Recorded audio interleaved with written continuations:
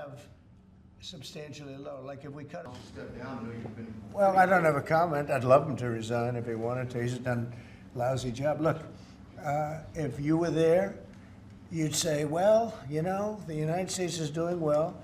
They have no inflation. And if they do get inflation in a year or two, we'll start raising the rates. We'll get rid of the inflation, you know, and do other things. Biden had the worst inflation in the history of our country. 19%, but I think it was much higher than that. Frankly, they say 19%. I say I think it's a lot higher than that. And we have almost no inflation now. We've done a great job in a short period of time. Energy prices are way down. Gasoline now is down to close to $2 in a lot of places. A couple of places I see it even broke. It's like $1.98 a gallon. We've done a great job on inflation and honestly, pretty much everything else. I think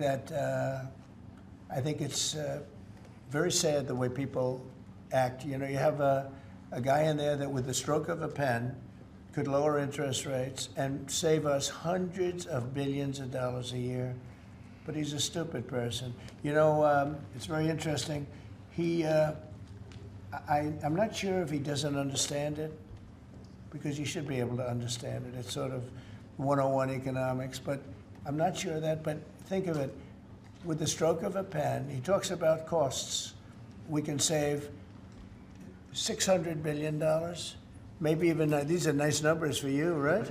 $900 billion, $950 billion by lowering interest rates. And it's really just more of a paper movement. It's not like you're not cutting anything, you're not cutting jobs, it's just interest rates.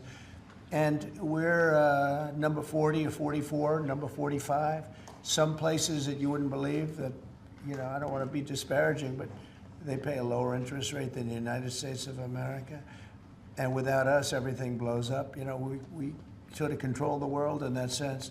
But we have a guy that's just a stubborn mule and a stupid person that is making a big mistake. He's making a mistake. And it lasts for years, because when you do the debt, now, I've instructed my people not to do any debt beyond 9 months or so. Get this guy out. And whoever is in there will lower rates. If I think somebody's going to keep the rates where they are or whatever, I'm not going to put them in. I'm going to put somebody that wants to cut rates. There are a lot of them out there.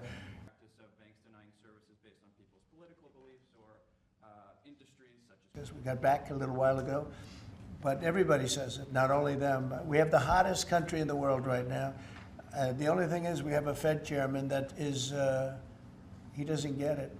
And you could have substantially lower. Like if we cut him 2 points, would save more than think of it, more than $600 billion just because you cut. But you can't go out to the market and say, well, we have a guy that's got us at 4% or 4.5%, and we want to pay 2% or 1%. I think we should be paying 1% right now. And we're paying more because we have a guy who's, you know, suffers from, I think, Trump Derangement Syndrome, if you want to know the truth. But he's not good for our country. We have the cards far more than they do. And they have not.